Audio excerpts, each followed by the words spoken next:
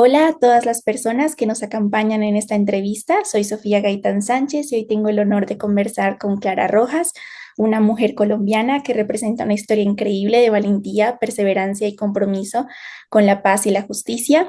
Clara no es solo una abogada y política, sino también una sobreviviente de un secuestro que marcó un antes y un después en su vida y en la de miles de colombianos. Su experiencia la impulsó a seguir luchando por los derechos humanos y a convertirse en un símbolo de esperanza y resistencia para muchas mujeres.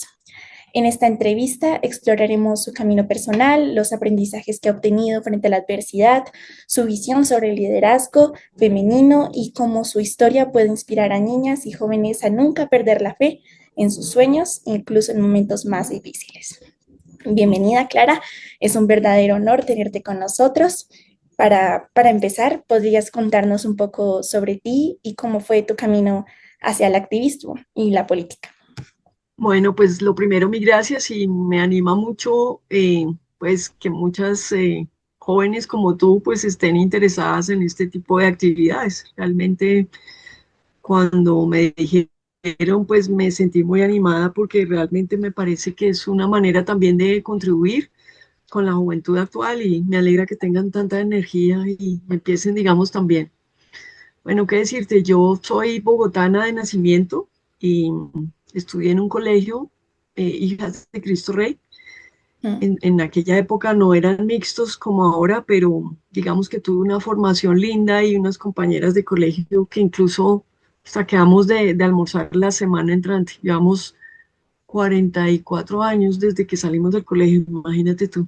Guau. Eh, entonces, te lo cuento porque es importante que ustedes tengan presente esos lazos que uno va generando en el día a día, cómo los va manteniendo en el tiempo y que al final en los momentos difíciles, y ya les voy a contar cuáles, pues todo este grupo de apoyo resulta tan fundamental, ¿no? Entonces, digamos que las amigas de colegio es algo que uno quisiera tener toda la vida, ¿no? Porque comparte los momentos más espontáneos y de gran felicidad, eh, y bueno, son recuerdos lindos. Entonces, digamos que yo tengo recuerdos lindos del colegio y lindos de mis compañeras de colegio. Luego ingresé a la universidad, estudié Derecho en la Universidad del Rosario, también en Bogotá, y simultáneamente en el primer año empecé a trabajar como en una oficina muy importante de abogados aquí. Entonces, digamos que tuve la ventaja de empezar a estudiar y a trabajar, si bien fue pesado, pero a la final con el paso de los años fue muy importante porque digamos que el derecho es una carrera muy abstracta, digamos que todo el lenguaje que uno adquiere pues es muy teórico, es filosófico, raya en lo utópico, sí, a veces la gente dice, bueno, pero ¿cómo es capaz de leer tanta cosa, no? Al principio fue muy duro porque es un lenguaje nuevo, es aprender un nuevo idioma. Entonces, lo comento porque a veces uno también escoge una carrera y a veces suelta la toalla muy fácil y después con el tiempo se da dando cuenta que es muy importante tener una carrera que lo estructure a uno para la vida, fíjate. Y si bien yo más adelante no me dediqué de lleno al derecho, pues siempre construí una matriz, digamos, de pensamiento desde la universidad y con el trabajo que me ayudó incluso hasta hoy en día.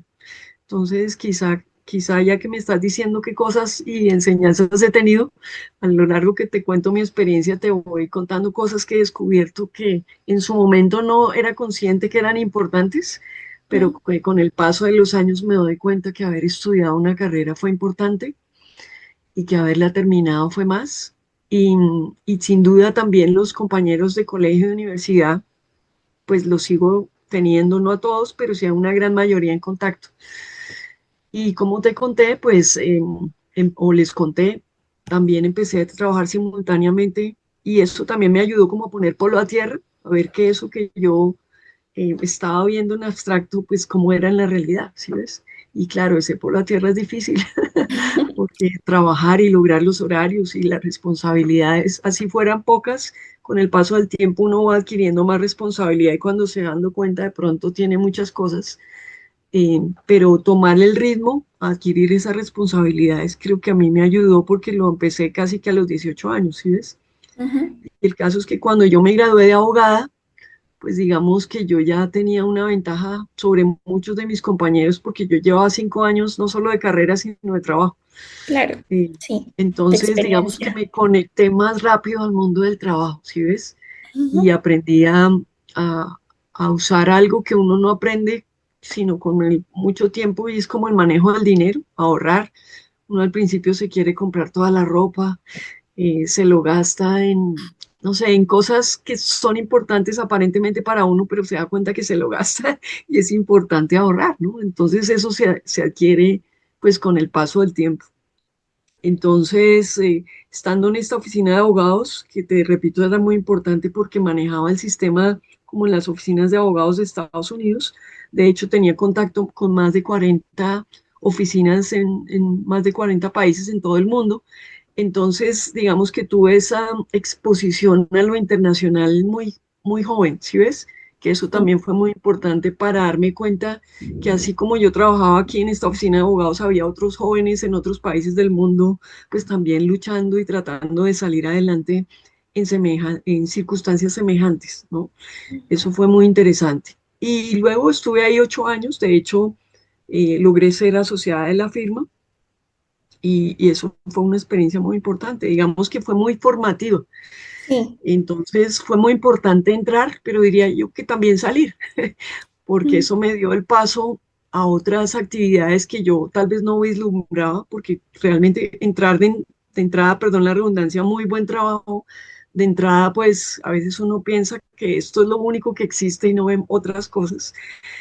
Y entonces cuando ya me vinculé a otros trabajos, pues me di cuenta que el mundo pues era más amplio, o sea, demasiado amplio Mm. de lo que yo imaginé en un principio. Entonces digamos que esos pasos que fui dando, pues fueron importantes y ahí pasé a trabajar en el sector público, en planeación nacional. Entonces había trabajado en el sector privado más de ocho Ujú. años y pasé al sector público en un área muy interesante que era el Departamento Nacional de Planeación en la División de Inversión Extranjera. Entonces, como yo tenía, digamos, un bagaje de experiencia en asesoría en las normas de derecho tributario y cambiario y de comercio exterior, en ese momento en Colombia era la apertura económica, ¿sí ves? No sé si Sí, ustedes todavía lo tengan presente, pero hoy en día pues cualquiera puede comprar un dólar en una casa de cambio. En esa época también, pero no era tan fácil invertir, ni que viniera inversión extranjera, ni tampoco de colombianos invertir al exterior. Entonces, en este trabajo yo participaba en las decisiones que hacían posible que vinieran inversionistas a Colombia o que inversionistas colombianos pudieran invertir en el exterior. Entonces, digamos que yo a la edad de 24 o 25 años, pues ya tenía un cargo muy importante mm, y de mucha responsabilidad. De hecho, tenía como unas 10 personas a mi cargo, que la mayoría eran mayores que edad, y logré compatibilizar con ellos bajo dos reglas. Yo creo que era el respeto, ¿no? A sus conocimientos también, pero también una confianza en que yo podía, ¿sí ves? Como las sí, dos cosas. Y eso pues me generó un espacio y unos resultados. Y ese año que yo estuve en Planeación Nacional fue muy intenso, pero también de muchos aprendizajes porque tuve la oportunidad de viajar a muchas zonas del país mm, y conocer esas otras realidades tan difíciles que sí. viven en ciertas regiones y cómo se podría procurar llegar a la inversión en otras regiones del país, ¿no? Entonces fue una experiencia muy interesante participar en la redacción de las legislaciones, cómo se generaban las políticas públicas, cómo se podía uno siendo tan joven, pues ser parte del cambio, ¿sí ves? De aportar, que a veces uno piensa que siendo joven no puede aportar, pero sí puede. Entonces, y la gente cuando ve resultados te da el espacio, ¿sí? Te da pita, como decimos, y a medida que tú muestras resultados, pues vas generando un impacto que es muy importante. En esa época, pues participar en la redacción de estas legislaciones, pues era generar un impacto, ¿no? Para los Ujú. empresarios y para los nuevos empresarios más pequeños. Y también participé en la redacción de las normas sobre competencia desleal que aquí en Colombia no estaban reglamentadas. Entonces fue muy interesante ver cómo funcionaba en otros países y cómo generar esa cultura de la competencia, pero de las buenas reglas, ¿sí ves? Sí. Que a la larga también funciona. Entonces, pues yo misma me sorprendo que han pasado tantos años y que Mm. participé en la reglamentación de esas actividades. Y estando ahí, pues pasé a comercio exterior, que era un nuevo ministerio en esa época, y en ese momento el desafío era de Colombia conectarse con el mundo, ¿no? A nivel comercial, Ujú, subir las exportaciones. Y tuve la suerte de participar en el proceso negociador, ¿no? Por un lado, la división de prestación de servicios, entender que era muy importante el sector industrial, pero el de servicios también, ujú, y participé en las negociaciones con Estados Unidos para lograr esos primeros contactos para la libre comercio, ¿sí? ujú, sí. Y también en ese momento había un grupo que se llamaba Venezuela, Grupo de los Tres, con Venezuela y México, porque Ujú, México había logrado primero el acuerdo con Estados Unidos y los demás países necesitábamos tener ese aprendizaje para poder negociarlo. Y también a nivel de la comunidad andina, no sé si hayas escuchado hablar de la comunidad andina, es el grupo, en ese momento eran todos los países de Latinoamérica donde pasa la cordillera andina, ¿no? sí. La zona montañosa. Entonces era Ujú, Venezuela, era Colombia, era Ecuador, era Perú y, y también Chile. Posteriormente se retiró Chile, se retiró Venezuela, pero ahí lo importante era que todos teníamos una misma legislación en ciertas áreas, ¿no? De comercio exterior, de inversión, de propiedad de los, reglamentación de los derechos de propiedad intelectual, generar mercados comunes. Entonces, digamos que yo me la pasaba viajando entre Venezuela, Lima, eh, e incluso México. Fue una experiencia linda. Digamos que ese año en comercio exterior también fue muy importante. Me la pasaba más en un avión, pero era ya tratando de entender con otros países qué legislaciones eran las que podían coincidir. Y posteriormente, ahí en ese ministerio ya conocí gente que estaba muy ligada en la política. Digamos que a mí la política siempre me gustó, pero la veía por televisión, otras las bambalinas, digámoslo así, ¿no? O por las noticias, pero nunca había conocido, digamos, los personajes que posteriormente serían grandes actores, ¿no? Mi jefe era el ministro Santos, que luego fue presidente de la República, fue Marta Lucía Ramírez, que ah, fue vicepresidenta. Ahí conocí a Ingrid Betancourt, que era consejera del ministro para propiedad intelectual. Como yo trabajaba en en la división de servicios y tecnología, fue que trabajando con ellos fue que en algún momento me invitaron a participar de manera activa en la política, ¿sí ves? ujú, sí, Entonces, como al año de estar ahí, Ingrid decidió que se iba a ir a elegirse para obtener una curul en la Cámara de Representantes. A sí. mí aquel mundo me parecía todo pues lejano, lo que te digo, y los políticos hasta me daban susto con tan mala propaganda que tenían. Pero daban la situación de que Ingrid, la mamá de ella, había sido congresista. Entonces, pues ella conocía ese camino y entonces me invitó a participar en la lista. Entonces yo adquirí, digamos que mi primer riesgo, que fue renunciar a mi excelente cargo, porque sí era excelente, pero ya te digo que viajaba y tenía, digamos, muy buen posicionamiento, y asumir ese riesgo de renunciar e irme a trabajar en algo que no me pagaban, casi que era voluntario, y que no sabía realmente cuál iba a ser el resultado, ¿no? Entonces, digamos que asumir riesgos es importante en la vida en algún momento y Ujú, yo los asumí y, y fue muy importante. Entonces, en esa época trabajé en la campaña de ella, fui la jefe de campaña, ujú, porque digamos que por ser abogada y tener como esa facilidad de organización, pues se me dio bien cómo organizar la campaña, ¿no? Los sí. papeles que había que hacer, los registros, aprendí el contacto con la gente. Eh, y bueno, el resultado fue que Ingrid salió elegida, ¿no? En esta lista el sistema electoral era diferente al actual, pero tanto ella como yo eran muy jóvenes. Yo participaba como segundo renglón, digamos, era la persona en la butaca en el campo de fútbol, ¿sí? Que en cualquier momento te llaman si hay el jugador se lesiona. Pero Ujú, yo ya estaba ya en la butaca del campo, ¿no? sí, Entonces, digamos que ahí fue donde empecé a entender más el activismo político, ¿no? Y claro. por aquella época fue el famoso proceso 8000. No sé si ustedes hayan oído hablar del proceso 8000 y de todo el tema del narcotráfico en la política, que incluso hoy tenemos como coletazos. Entonces, pues estar tan joven, participar con una congresista o acompañarla en esas denuncias, ¿no? Que son tan fuertes, y sobre todo en esas investigaciones para poder, pues, lograr generar como las denuncias que se presentaban. Entonces, digamos que esa fue mi primera incursión en política, ¿no? Trabajar.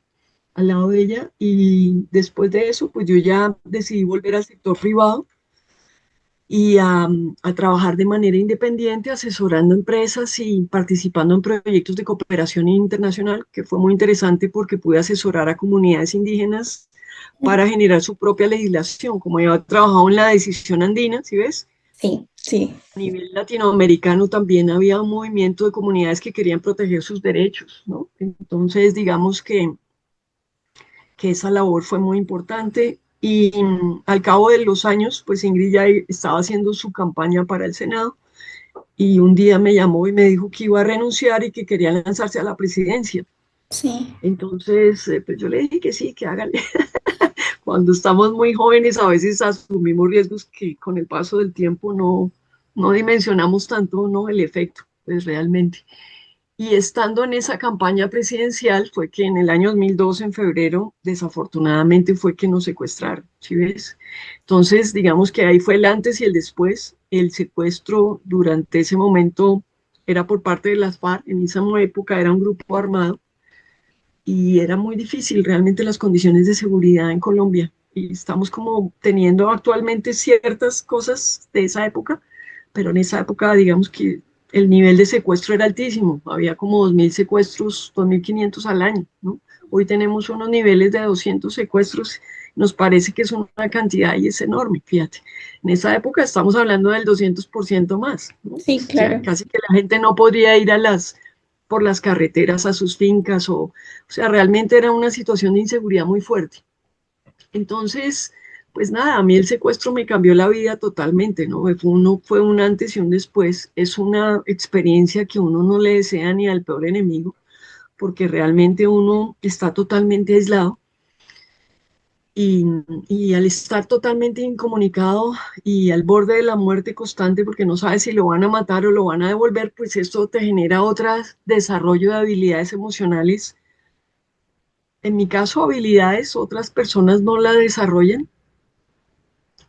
Pues cada cual cuenta cómo le fue en su historia. Digamos que a mí lo que me hizo fue fortalecer, a pesar del dolor y el sufrimiento, eh, para cuando me liberaron, pues convertirme en una mejor persona, ¿sí ves? Que es Claro, realmente la razón por la cual adquirí herramientas de resiliencia. De hecho, cuando me liberan en el año 2002, pues la gente estaba aterrada conmigo de cómo había podido mantenerme, sobre todo a nivel mental, ¿sí ves? sí. Y poder afrontar la vida. Y entonces, pues los invito a leer mi libro, que igual fue bestseller, y se llama Cautiva, Testimonio de un Secuestro, lo consiguen en Amazon. Pero para hacerles algún resumen, decirles que la experiencia fue muy dura, pero a la salida cuando me liberan y yo vengo con tanta fuerza y la gente me empieza a preguntar cómo he logrado sobrevivir, Sí, es que hago la reflexión de decir, oiga, algo hice bien, ¿sí ves? En toda esta tragedia, algo hice bien, que me ha permitido estar en esta condición.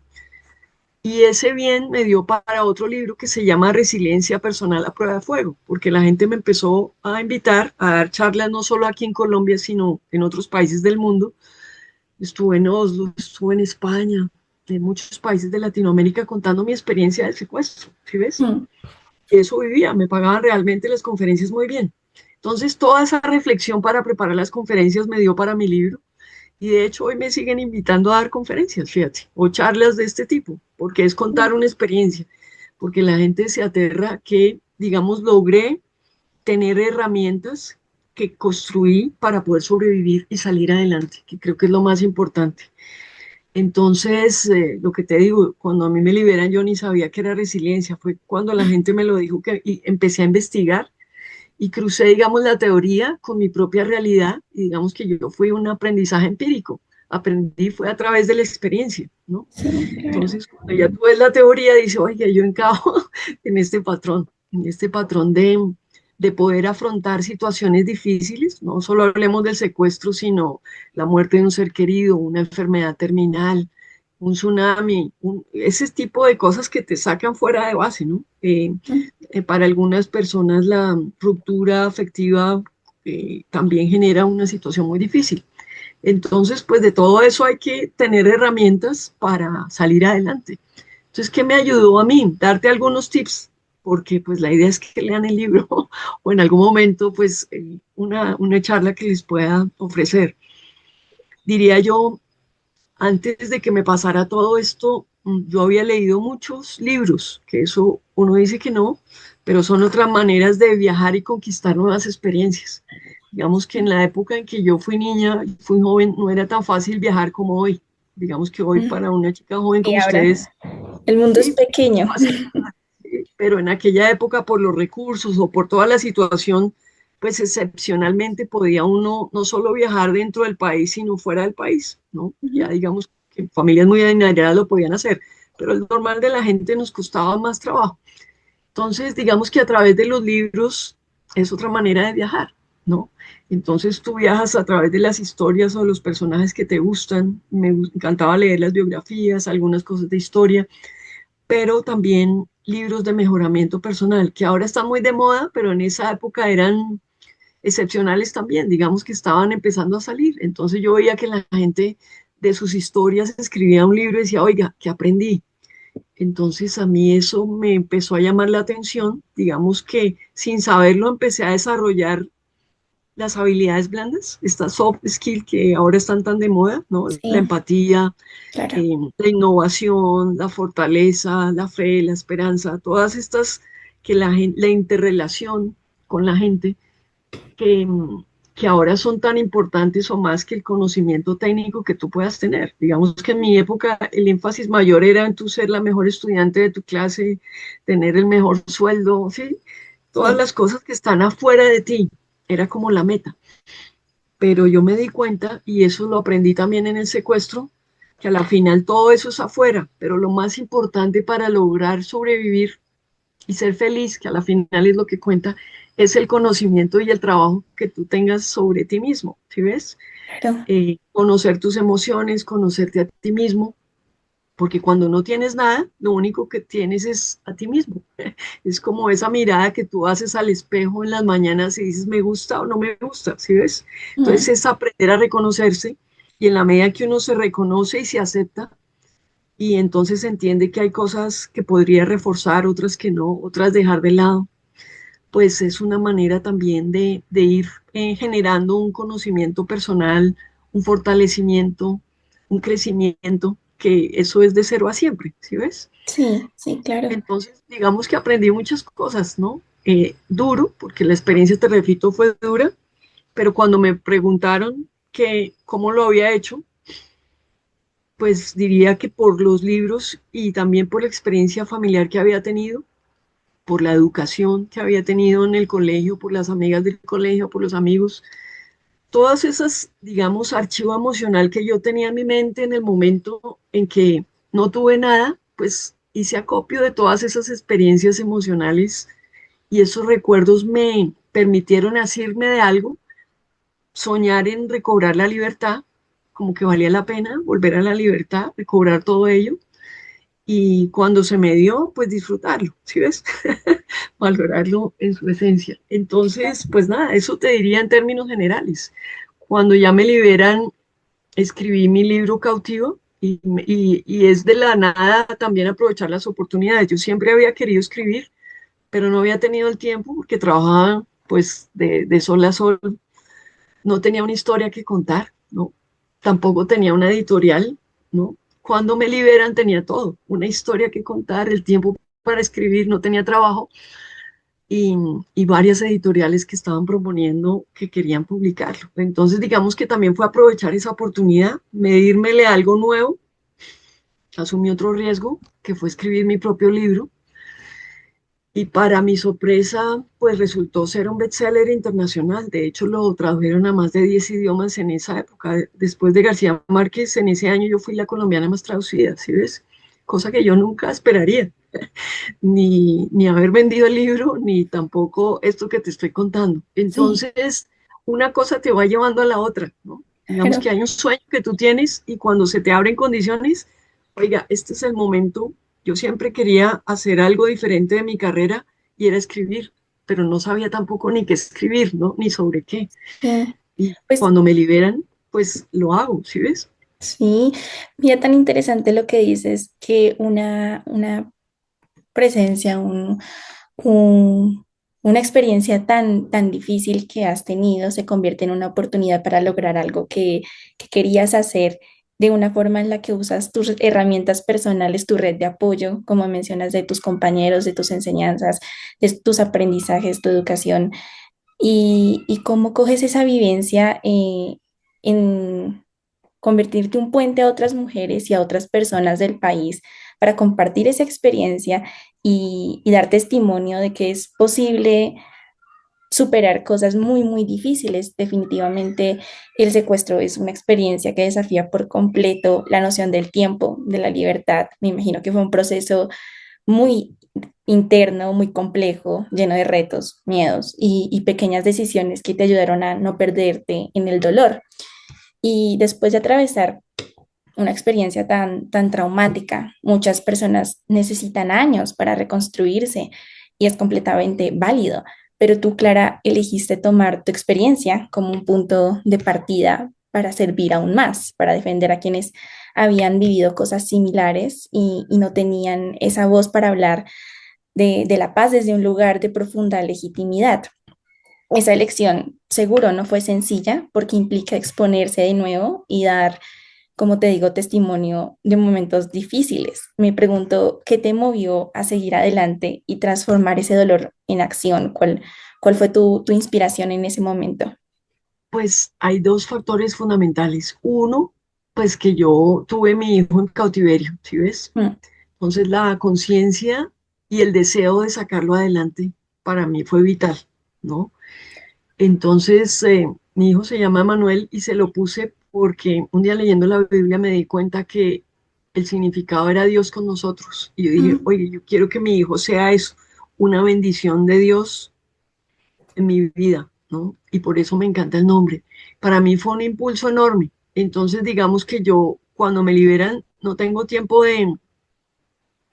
de quedarme en ese dolor que sí tenía por la necesidad de sacar a mi hijo adelante, ¿sí ves? Porque vengo sin trabajo mm. y, y vengo con la necesidad de sacarlo adelante. Además, pues yo había tenido unos padres maravillosos que me habían dado dentro de sus posibilidades como el afecto y el cariño, ¿sí? Y ellos también vivieron cosas difíciles, digamos que a ellos les tocó la época del 9 de abril, a mi papá lo trajeron muy pequeño porque sus fincas, su familia se las incendiaron y yo nunca oí en mi casa una queja o un lamento sobre esa situación, ¿sí ves? O sea, sí me la comentaron como un Sí, hecho, sí me dijeron que les había costado, pero no nos quedamos en ese drama, ¿sí ves? Y sí, vivimos nuestro día claro. a día. Entonces yo dije, oiga, yo creo que lo mejor que le puedo brindar a mi hijo es eso, es la alegría y las ganas de vivir.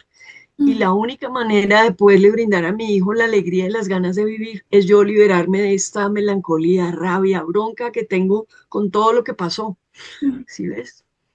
Y yo quiero ser una mujer feliz. Fue a punta de ganas. Y la única manera de ser feliz y de irradiarle a tu hijo esa felicidad es pudiéndolo hacer en el día a día, ¿sí ves? Entonces, ¿qué me ayudó? Pues el perdón. Y un día resolví, oiga, si yo sigo amargada o resentida, dolida por todo lo que me pasó, y si sigo alimentando esa narrativa, esa historia, ahí me quedo.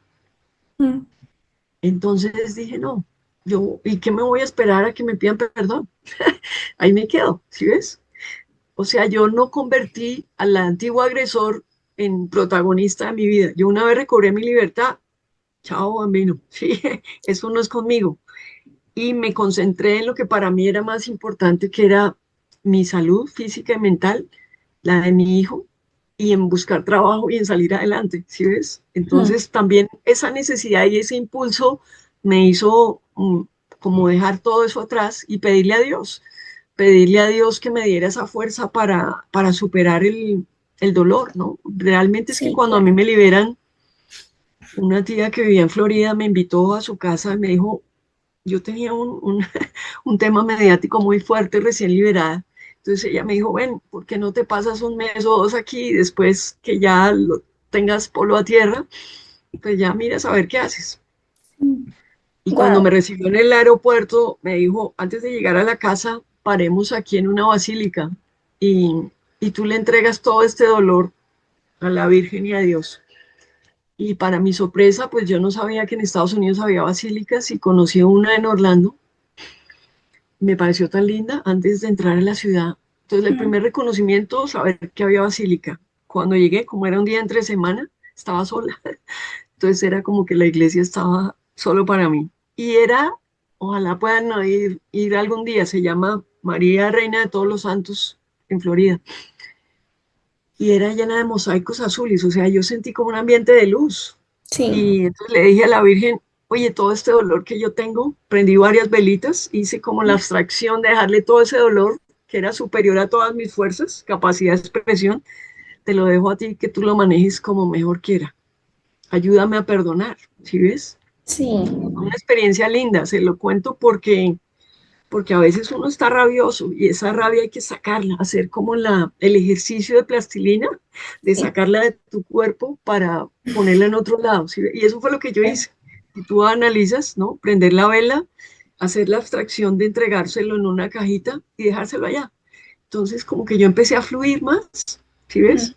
Sí, Y eso es lo que me permitió salir adelante y tener buena energía. Y por eso mi hijo pues no le transmití ese dolor, digamos, que yo había sufrido, ni sintió que su madre era una víctima, ni tendría que tampoco cargar con esa cruz por el resto de su vida, ¿no? Que es una cosa muy fuerte, ¿sí ves? sí, claro. Entonces, pues uno no le desea eso a los hijos tampoco, uno quiere que tengan alas para fluir y que el peso que uno haya tenido que llevar no lo tengan que llevar ellos, ¿no?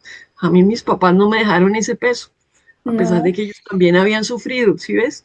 sí. Entonces, es una manera de tú ayudar a que tu entorno también pueda estar libre, ¿no? Sí, y pues hablar de perdón no es fácil, especialmente cuando se ha vivido un sufrimiento tan profundo y en un país como Colombia, donde tantas heridas siguen abiertas, pensar en el perdón como una herramienta transformadora puede generar mucha resistencia y a veces, pero también a la vez mucha esperanza. Lo que tú cuentas de tus papás que te dieron el ejemplo de no cargar con todo ese pasado y saber cómo transformarlo en una muestra de influencia y de liderazgo y de fuerza de lo que tú dices de Terrenque, pues es muy, muy increíble. Es de aceptar lo que has vivido, pero de seguir adelante, de tener la perseverancia. Y pues bueno, yo te quisiera preguntar, ¿cómo ha sido para ti encontrar un equilibrio entre esa vocación tan fuerte del servicio y de tu vida íntima, tu espacio personal, tu salud emocional, con tu trabajo y esa parte de la política? Pues digamos que la vida también me ha ayudado a encontrar el equilibrio, ¿sí ves? A veces los mismos golpes te ayudan. Mira Sí. que una parte que me faltaba contarte de mi vida es que después de que regresé y escribí este libro, me invitaron a formar parte, gracias a mi trabajo humanitario en la Fundación País Libre, Ujú. para ayudar a las demás víctimas del conflicto y otras personas secuestradas y sus familias para que ayudarlos a recobrar la libertad de sus seres queridos. Entonces, digamos que Sí. ahí estuve como un año y medio como directora ejecutiva. Primero fue miembro del consejo directivo y luego como directora ejecutiva. Y estando ahí me invitaron del Partido Liberal a formar parte de la lista para la Cámara de Representantes. Entonces ahí fue que salí elegida. Dije, sí, yo acepto ese reto. Volví a correr otro riesgo, ¿sí ves? Me renuncié a mi trabajo, que también era muy bueno y adoraba, y dije, no, hay que dar el paso siguiente. Y nada me garantizaba que saliera elegida. Entonces salí elegida al Congreso por 4 años, en el año 2014-2018. Y ahí tuve, sí, trabajaba casi que 14 por 24. Era muy duro y tenía poco tiempo con mi hijo y con mi mamá. Y yo, de hecho, como me estaba yendo también, quería relanzarme, ¿no? Para el Sí. 2018-2022, pero a pesar de estar en el top 10 de los mejores congresistas, pues porque iba a las sesiones, presentaba proyectos de ley, hacía trabajo de control político, pues no salí elegida, ¿sí? Entonces, aceptar esa realidad de no salir elegida para la reelección, pues fue la vida también te va llevando. Dije, bueno, no es momento, la gente de pronto no supo reconocer ese trabajo que yo había hecho y lograr obtener los votos que necesitaba para poder lograr la reelección. Y dije, muy bien, hay que volver a empezar la vida, ¿sí? Otra vez se me barajaron las cartas y dije, toca volver a volver a hacer la partida. Entonces, dije, el equilibrio es muy importante. Fíjate, yo tenía problemas de salud, mi mamá desafortunadamente había muerto y yo como que no había hecho bien ese duelo Sí, y se me dio la oportunidad de lograr más ese equilibrio y entonces, ¿qué hice? Volví a la academia para dar clases, hice trabajo de consultoría y claro, tuve más tiempo para estar con mi hijo, con mi familia, para escribir más y eso ha sido muy importante. En el 2021 tuve la oportunidad de ir como consejera en la misión de Colombia ante la UNESCO y ahí nos fuimos con mi hijo para ese trabajo. Él estudió en el colegio en París y yo pues hice mi trabajo, estuvimos como año y medio y fue también muy interesante. Y a la vuelta, que esto fue en el año 2023, pues volví a retomar mi actividad también como docente, como consultora, sigo escribiendo mis libros. De hecho, acabo de sacar mi quinto libro que se llama Te entrego mi corazón y es en honor a mi madre, así como escribí sí. en la primera parte, Cautiva, Testimonio en Secuestro, pero solo con toda mi historia, pues en esta oportunidad escribí la otra historia, la de mi mamá, la de los que estaban aquí, que te raptan un ser querido y tú todo lo que haces para poder recuperarlo. Entonces, como mi mamá fue un ser de luz, pues yo traté de hacer esta investigación y fue muy interesante. Entonces, este libro acaba de salir, está en Amazon también disponible, si lo quieren ver.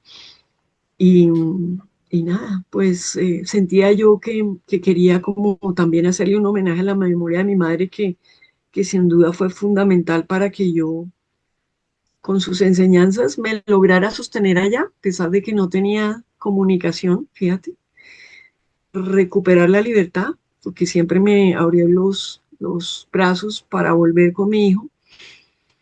Y, y bueno, fue un ser de luz en toda la actividad que hizo para lograr nuestra liberación, ¿sí ves? Sí. Entonces, este libro pues es en homenaje a ella y estoy muy contenta pues de haber logrado como cerrar ese ciclo y hacerle este homenaje con este libro. No, qué belleza, qué bonito lo que nos cuentas. Clara, hoy vemos a muchas jóvenes levantando la voz y participando en espacios donde las mujeres hemos estado menos representadas, pero también sabemos que muchas de ellas lo hacen en medio de enormes barreras. Tú conoces bien esos caminos, los has recorrido no solo como mujer, sino también como alguien que ha tenido que reconstruirse y mantenerse firme en escenarios desafiantes, los retos se han presentado en tu vida.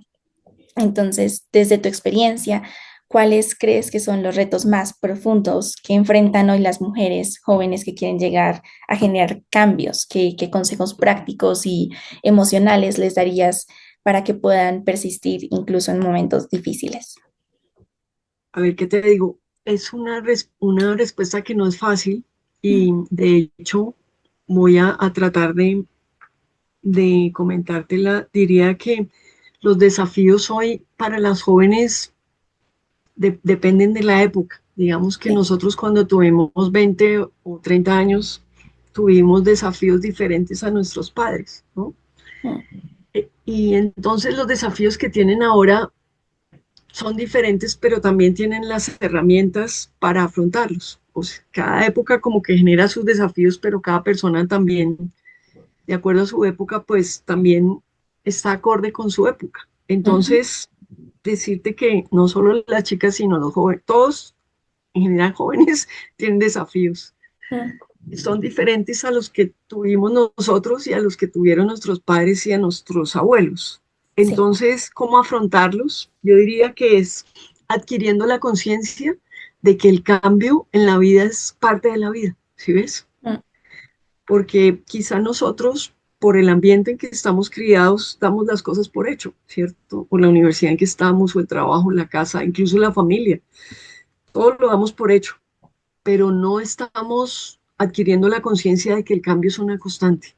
Entonces la invitación es a conectarnos más, no con las redes estas, digamos, sino con su entorno más amplio, ¿sí ves? Entonces, Fíjate que nomás tú sales y no sabes si va a llover o si va a hacer sol y tienes que cambiar de ropa en el día porque tienes tu chaqueta o tu saco, ¿sí? Te lo quitas y te lo pones por la temperatura. Y de esa misma manera hay que estar igual de alerta con los cambios que se nos presentan en la vida. O tú vas a tener cambio en tus clases en la universidad o cambio de profesores por N razón que, no sé, se fue para otro sitio, por decirte, ya no tienes el profesor que tienes. O porque a tu familia le salió un trabajo en el exterior y cambiaron se fueron a otra ciudad, ¿sí? Entonces, como que interiorizar que el cambio es una constante en la vida, y no solo para uno, sino para todo el mundo. Mm, claro, Fíjate la gente que le tocó asumir lo de Gaza, qué experiencia tan difícil, o la guerra en Ucrania, o la mm, misma personas en Estados Unidos que hoy Estados Unidos no es lo mismo que era hace tiempos. Digamos que hoy el paseo a Disney no es lo mismo que hace 10 años, ¿sí mm, ves? Entonces, yo diría eso, interiorizar de alguna manera que el cambio es una constante en la vida, como cuando salimos a diario y tenemos que prepararnos para llevar chaqueta o paraguas o sí, sí, eso me parece muy importante. No, no entender que somos un estático, sino que es un cambio. De mm, manera que cuando los cambios nos lleguen, trabajar como esa actitud de ser receptivos y flexibles, ¿sí? ¿A qué otra cosa puede suceder? Te doy un ejemplo sencillo, pero con eso se practica aceptación del cambio. Nosotros teníamos una cita al médico para mi hijo, ¿cuándo fue? Este jueves que pasó.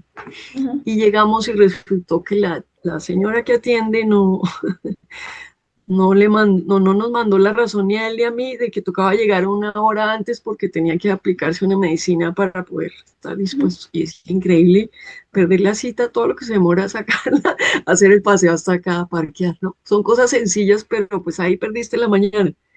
Entonces uno entender que eso es posible que pase, ¿no? Entonces uno a veces claro, se pone de mal ujú, genio y tal, o sale y el tráfico está muy fuerte o lo invitaron a un sitio y resultó que no le avisaron que tenía que irse vestido de una manera y era de otra, por darte un ejemplo. O le sirvieron una comida que no es la que esperaba, ¿no? En un restaurante o en su casa, con sal o sin sal, lo que sea.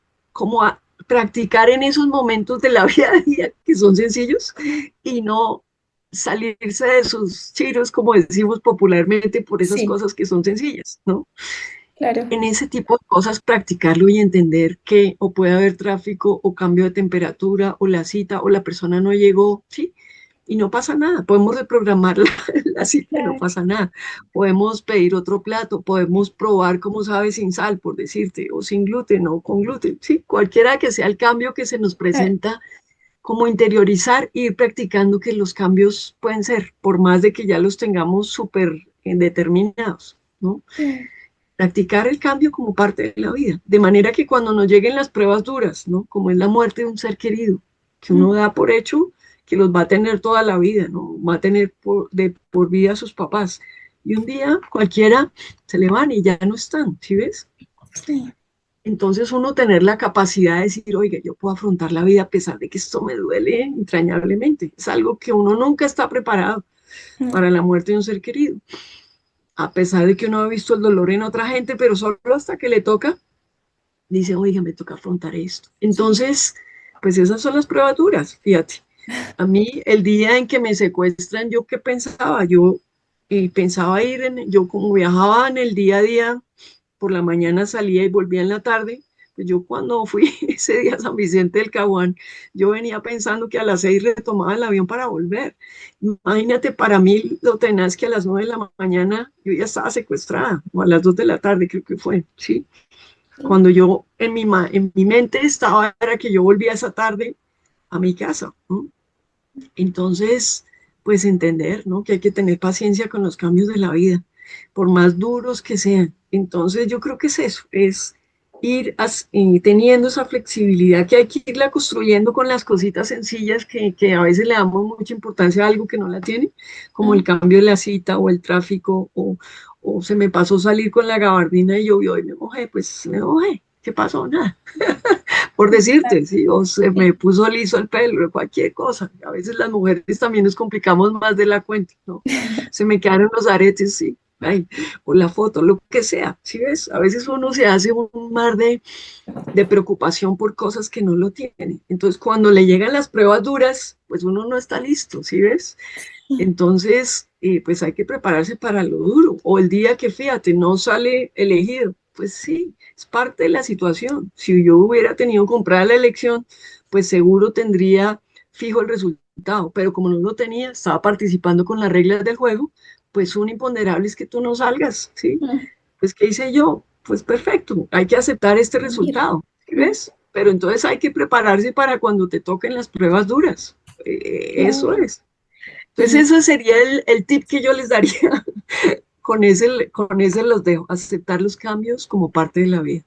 divino. Además, los cambios y todas aquellas experiencias y momentos que nosotros no podemos controlar y en el momento en el que nosotros pasamos por un momento difícil, hacer la reflexión bueno, lo que está pasando, las herramientas que tengo, lo que tú mencionas, qué puedo hacer mejor, cómo puedo llevar esto en el flujo de la vida sin preocuparme. Y es muy bonito, es muy inspirador lo que tú nos cuentas. Ya para cerrar, muchas gracias de corazón por esta conversación tan generosa, tan llena de verdad, de aprendizajes, de esperanza. Escucharte es un recordatorio de que incluso en los momentos más difíciles, más oscuros, el ser humano, las mujeres, podemos encontrar fuerza, dignidad y sentido. Tu historia no solo inspira por lo que viviste, sino por lo que decidiste hacer con esa vivencia, transformar el dolor en acción y la voz en el puente, como te dije, para muchas otras mujeres que hoy siguen buscando caminos de justicia, de paz y libertad. En nombre de Inspiring Girls y de todas las niñas y jóvenes que te están escuchando, gracias por tu valentía, por tu perseverancia y por demostrar que ninguna herida borra la posibilidad de empezar de nuevo. Gracias por estar aquí y a todas las personas que nos acompañaron. Esperemos que nos podamos ver en una próxima oportunidad. Pues mi gracias también a ti por tu tiempo y déjame despedirme con una frase que encontré ayer en el siguiente sentido, y es, hay cosas que a uno le preocupan sobre el futuro y la ansiedad porque no sabe qué va a pasar. Realmente eso es lo que más lo angustia a uno, Ujú. ¿sí? Entonces, yo lo que les diría a todas estas jóvenes líderes que quieren con ganas hacer cosas, pero todavía no lo tienen previsto porque no saben cómo se les va dando, pero están llenas de angustia de qué va a hacer, ¿sí ves? Ayer me encontré una frase que está en inglés, pero quizá tú lo manejes mejor que yo, pero igual te la cuento y luego traduzco. The best way to predict your future is to create it. Entonces es una invitación a trabajar y a imaginar un mejor futuro. Si ves, en la medida que tú estás creando tu futuro, te va a llegar.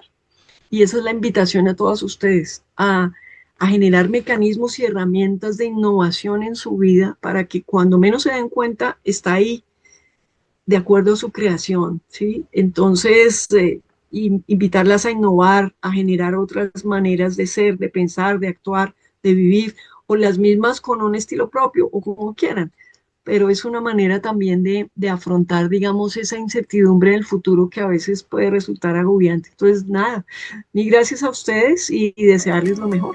Pues, muchas gracias, Ani. Clara, que estés muy bien. Sí, lo mismo para ti y feliz día. Y para todos ustedes. Chao. Chao.